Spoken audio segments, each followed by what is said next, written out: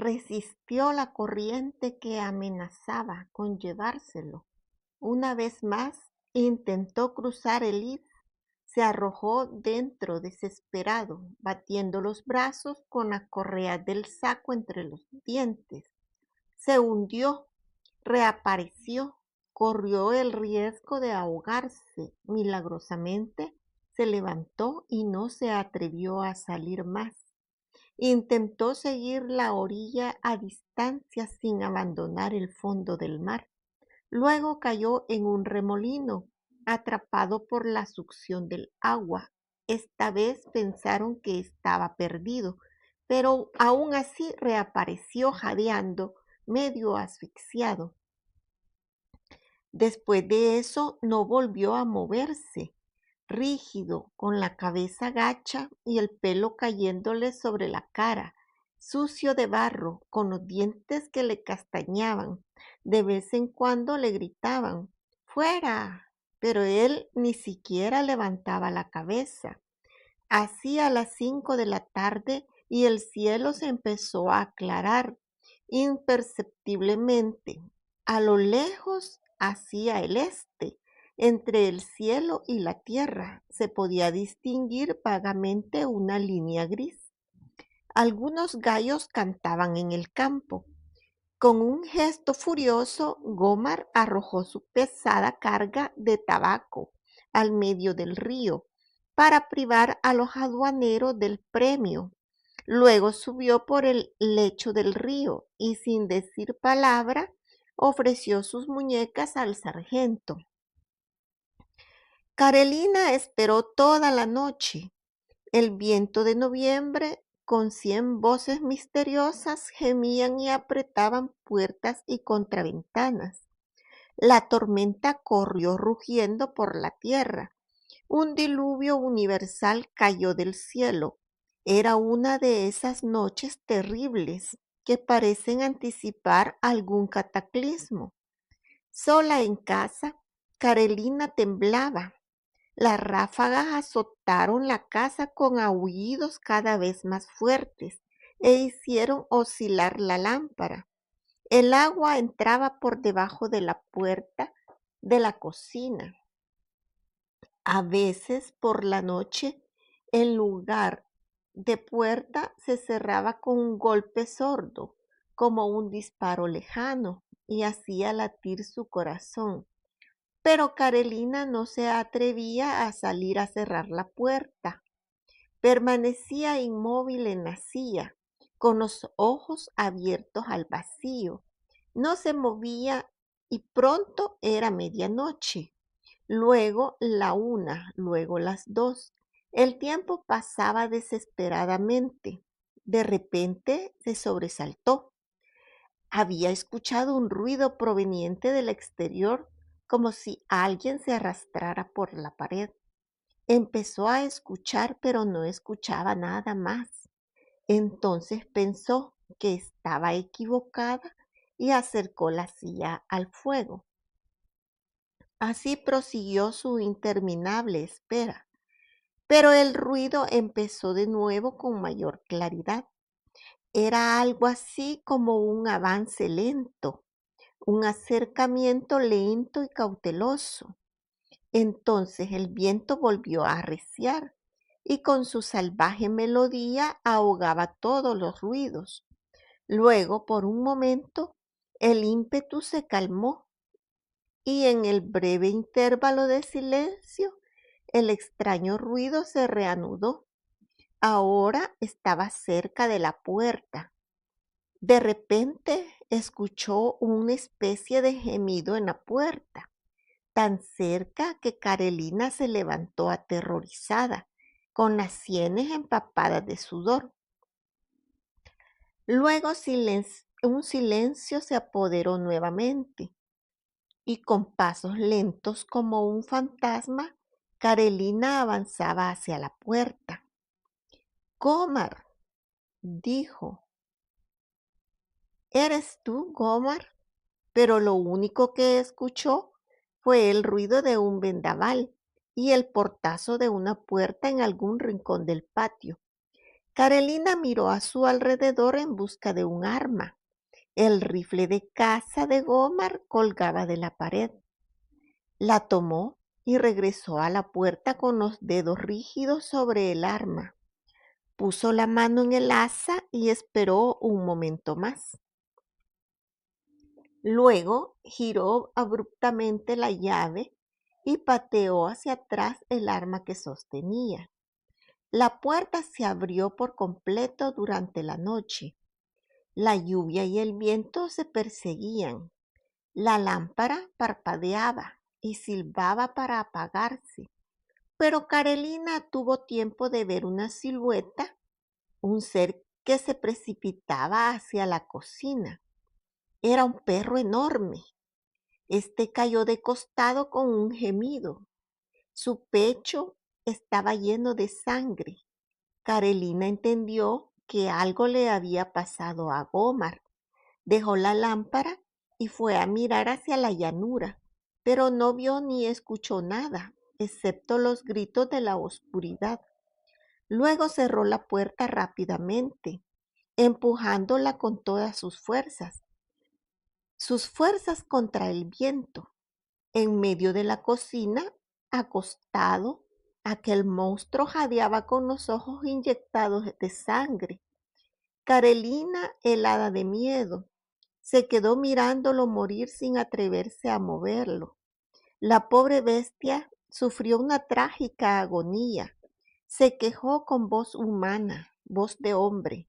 El perro miró largamente a Carolina, como esperando un saludo, pero ella le tenía tanto miedo que ni siquiera se atrevía a llevarle un poco de agua.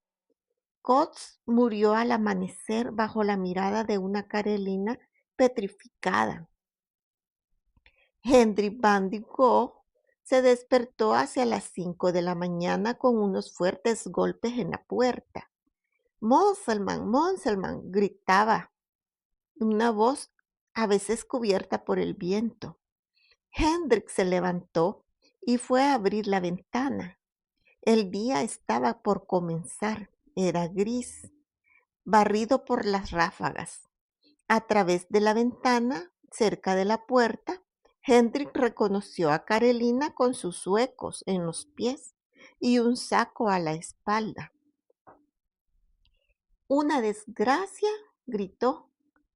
Se llevaron a Gomar.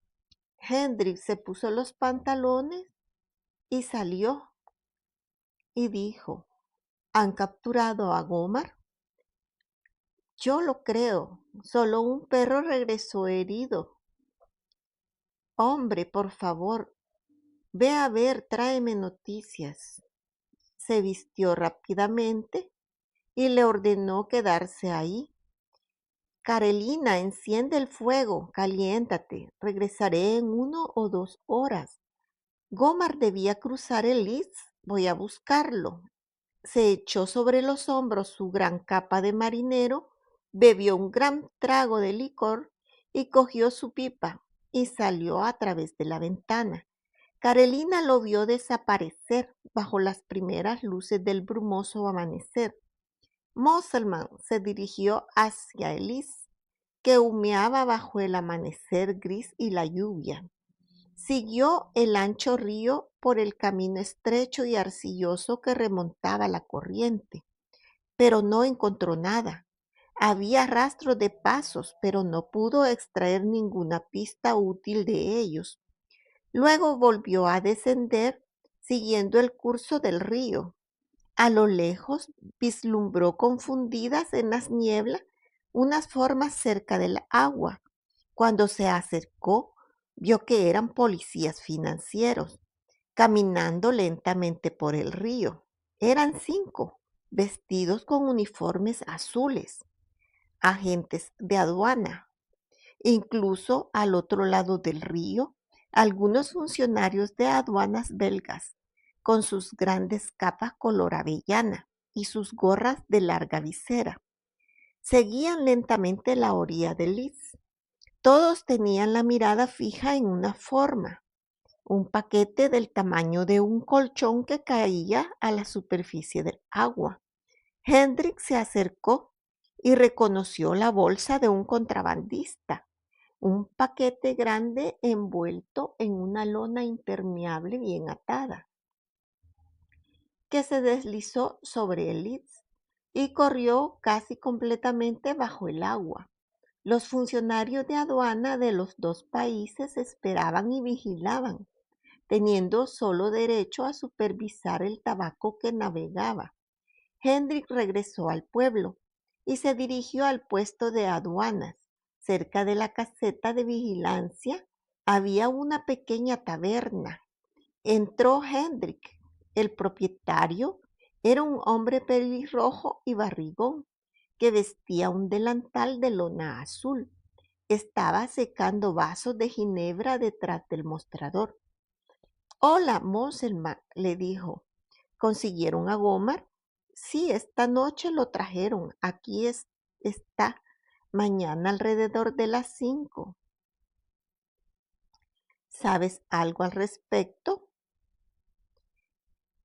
Solo encontré debajo de mi puerta una nota que le dio a unos funcionarios de aduana para su esposa, aunque parece que lo pillaron con las manos en la masa en el Leeds, menos según lo que dicen. Dame el billete. Era un trozo de papel arrugado garabateado con lápiz por una mano pesada. Hendrik lo leyó y decía: Carolina, me han capturado. La tendré por 2 o 3 meses. Cuida la casa y cuida de los animales. Firmaba Gomar. Hendrik se metió el periódico en el bolsillo y bebió un vasito de enebro. Su pipa tenía un sabor amargo. Se la metió en el bolsillo y se alejó con la cabeza gacha, reflexionando. Al día siguiente, Carolina partió hacia Amberes. A la 1 de la tarde ya estaba en casa de Hendrik, con un pequeño bulto que contenía su ropa interior y algunos objetos que le eran requeridos. Hendrik preparó un café muy fuerte. Luego salió al patio. Carolina lo escuchó juguetear con el motor. Hubo 3 o 4 disparos fallidos. Finalmente el gran motor dormido se puso en marcha. Hendrik regresó, rojo, jadeante, triunfante. Cubrió a Carolina con una capa vieja y la abrigó. Le puso grandes huecos en sus pies y la condujo hasta la camioneta en la que se subió. El viejo camión se dirigió hacia Menin. Cuando ya era de noche, viajaron mucho interminablemente. El pavimento gris, bañado por la lluvia, brillaba bajo los reflejos rojizos de las luces y las lámparas de acetileno. Los árboles mojados y desnudos pasaban como sombras. El viento aullaba alrededor del gran coche. Lo apretaba, lo empujaba hacia un lado, reduciendo su velocidad. Se podía sentir el motor haciendo fuerza, como si lo sostuviera una mano gigante. Luego, una vez pasada la aduana, retomó su ronroneo regular y monótono. El barro salpicaba debajo de las ruedas como olas desde la proa de un barco. La lluvia golpeaba el cristal y lo mojaba. Todo crujía alrededor de Carolina. El viejo coche gemía y gemía a lo largo de la carretera recta, ancha y desierta. Carolina, en esa pequeña cabaña de cristal y tablillas, agradable y cálida, escondida en la gran capa, junto al viejo Moselman, que conducía silenciosamente su pesado camión. Se sentía invadido por una somnolencia infeliz, arrullado por sueños lejanos y dulces visiones. Cruzaron el durmiente, Courtrai. Luego se dirigieron hacia Gante por una carretera recta, siempre la misma, salpicada de grandes árboles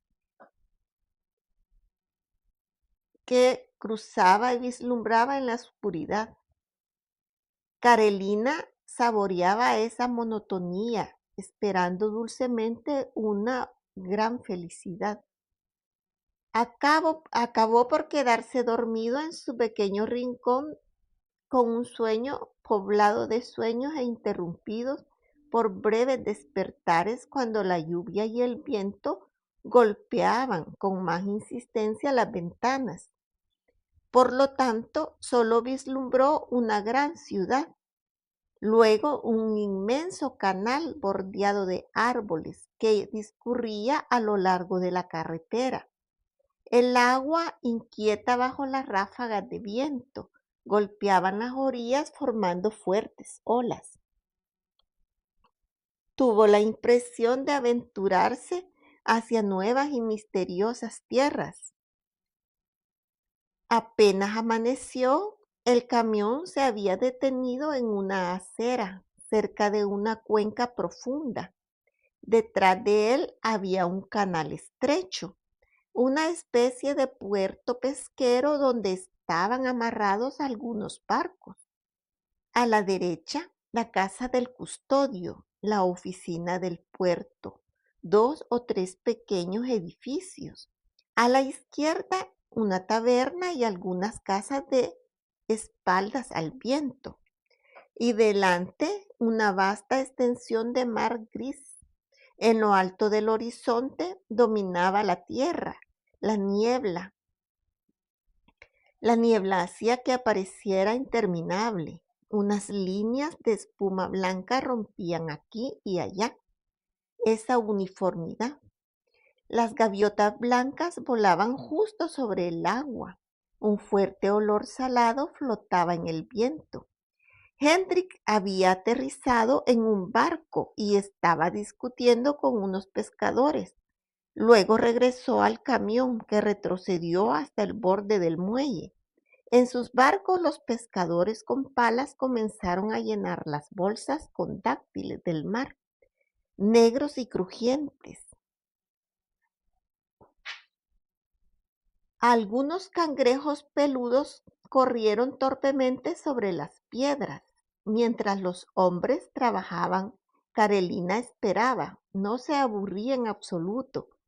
Miraba este nuevo paisaje, esta vida desconocida para ella, y el mar la llenó más que una admiración religiosa.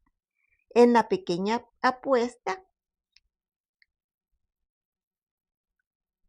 comían pan y dátiles junto con Hendrik. Luego partieron de nuevo hacia Gante y Amberes. Ahora seguían el ancho canal que Carolina había vislumbrado durante la noche. Enormes refinerías, gasómetros, fábricas, toda una vida industrial y potente se extendía a lo largo del canal y se alimentaba de los grandes barcos, cuyos mástiles y chimeneas se elevaban sobre las plantas, dando la sensación de que los cascos habían encallado en pleno campo. Antes de llegar a Gante, giraron a la izquierda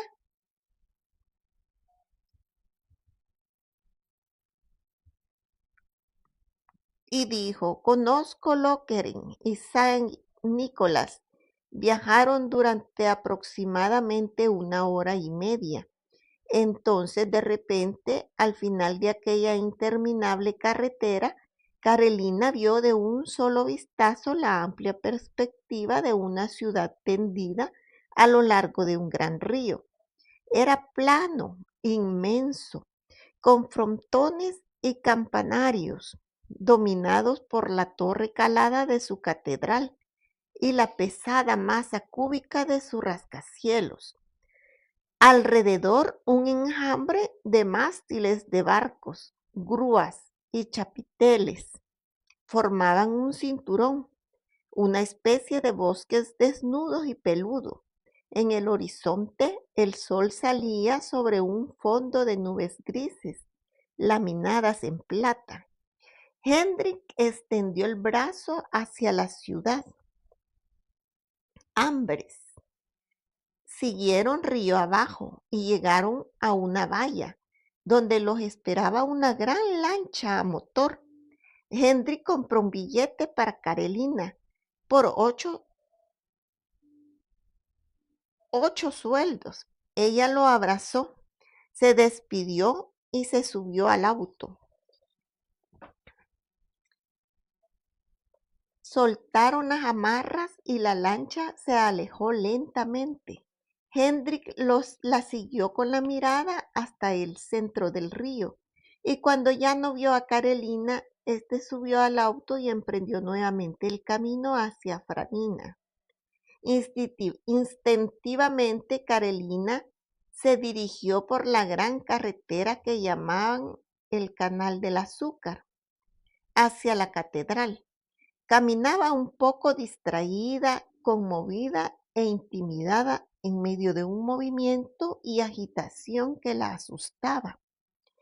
Observó las altas fachadas de los edificios del Canal de Azúcar, llenas de cariátides gigantescas que hacían pensar en figuras en la proa de los barcos.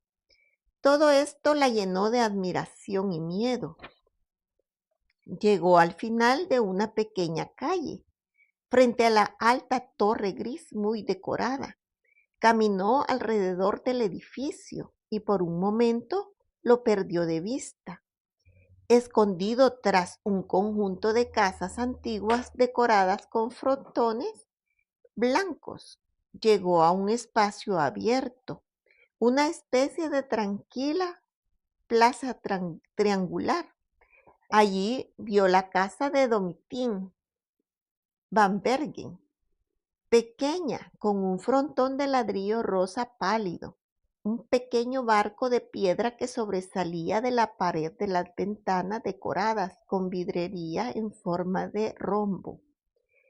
Permaneció largo tiempo mirando aquella puerta de grandes clavos que conocía sin haberla visto jamás, pero no se atrevió a ir más lejos.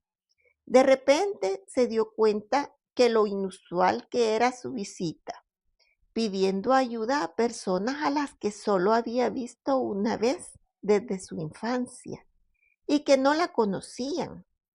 Todas las construcciones fantásticas de su imaginación realizadas en la soledad y el aburrimiento ahora se desvanecieron ante la realidad. La puerta cerrada tenía miedo de pensar en la bienvenida que le darían. Prefería no sufrir esas amarguras, esos lentos eneldos. Voy a volver, pensó después de eso.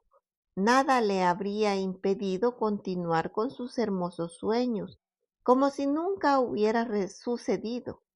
Recogió el bulto que había colocado a sus pies y echó un vistazo a la casa antes de alejarse. En ese momento se abrió la puerta. Carolina miraba inmóvil. Lo usas como un hombre grande y macizo, con una cara llena y pesada. Un rostro atrevido que no podrá olvidarse. Tenía una frente alta y ancha bajo el fieltro, estilo Rembrandt, una nariz recta, una boca firme, una barbilla cuadrada y de voluntad fuerte, bajo una barba negra corta y espesa. El rostro le parecía el de un antiguo romano, con una mirada azul dulce y atrevida. Tenía las sienes canosas. El hombre se detuvo en la puerta y miró a su alrededor. Lentamente enhebró los guantes de cuero en sus fuertes manos. De su muñeca colgaba un bastón forrado de cuero. Respiró profundamente, feliz. Luego avanzaba despacio, tranquilo, con el paso elástico y juvenil de un hombre acostumbrado a ejercicios deportivos, dueño de sus músculos y orgulloso de su fuerza. Había algo atlético en su andar, la seguridad de una especie de superioridad física y moral. que hacía que la gente se volviera a su paso.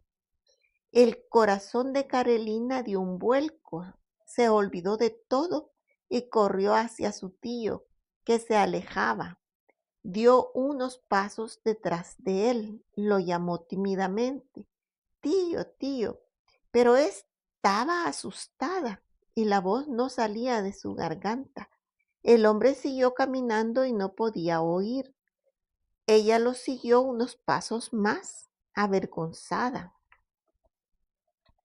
Tío, casi tenía miedo de que la escucharan mientras le suplicaba. Estuvo a punto de dejar de seguirlo, pero tuvo un estallido de desesperación y coraje.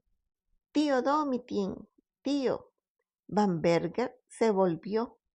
Él la vio a ella, la breve vacilación de quien no recuerda y busca apareció en su rostro.